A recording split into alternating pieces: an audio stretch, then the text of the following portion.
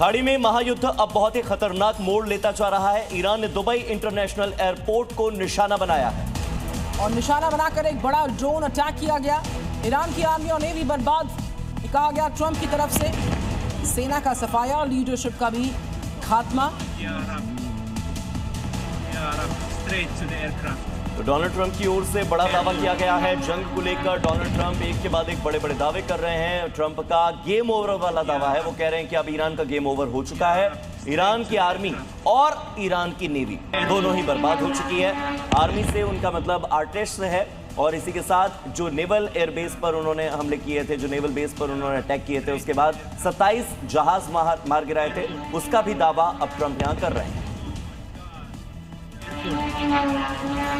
America और Iran के बीच लड़ाई दूसरे हफ्ते में भी जारी है। यूएस इजरायल की ताबड़तोड़ स्ट्राइक के बाद से ईरान लगातार पूरे मिडिल ईस्ट के कई देशों को निशाना बना रहा है। दुबई में शनिवार को फिर भीषण धमाकों की आवाज सुनी गई, जिसके बाद दुनिया के दूसरे सबसे बिजी हवाई अड्डे दुबई इंटरनेशनल एयरपोर्ट पर उड़ानों को सस्पेंड कर दिया गया। ईरानी ड्रोन हमलों के बीच कई एयरक्राफ्ट दुबई के चक्कर लगाते रहे। एयरपोर्ट के कॉन्कोर्स को नुकसान पहुंचा और 4 स्टाफ के घायल होने की खबर के बाद एयरपोर्ट टर्मिनल्स को खाली कराया गया। ब्रेकिंग न्यूज है, इजराइल में क्लस्टर बॉम्ब गिराया गया है। इजराइल ने क्लस्टर बॉम्ब गिराए जाने का दावा किया। क्लस्टर बॉम्ब की आशंका से गूंज गए हैं यहाँ पर सायरन्स। इजराइल पर क्लस्टर बॉम्ब्स का खतरा मंडरा रहा है। इजराइल ने किया है क्लस्टर बम का दावा और इसकी आशंका से सायरन गूंज रहे हैं पूरे इलाके में। आप सायरन की आवाज सुन सकते हैं। आसमान में होते धमाके की तस्वीर आप देख सकते हैं।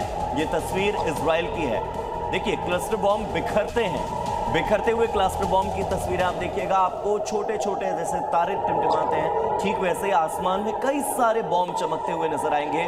सोचिए ये जब तेल अवीव पर गिरेंगे तो इसका क्या परिणाम होगा।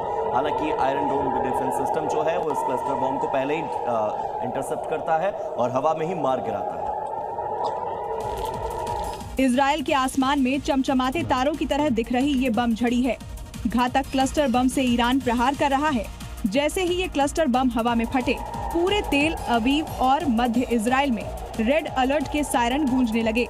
सायरन बजते ही लाखों लोग बम शेल्टरों की ओर भागे। आईडीएफ ने पुष्टि की है कि ईरान ने अब तक की सबसे बड़ी मिसाइल वेव लॉन्च की है। बड़ी बात यह है कि इन छोटे छोटे क्लस्टर बमों को रोकना डिफेंस सिस्टम के लिए चुनौती साबित होता है।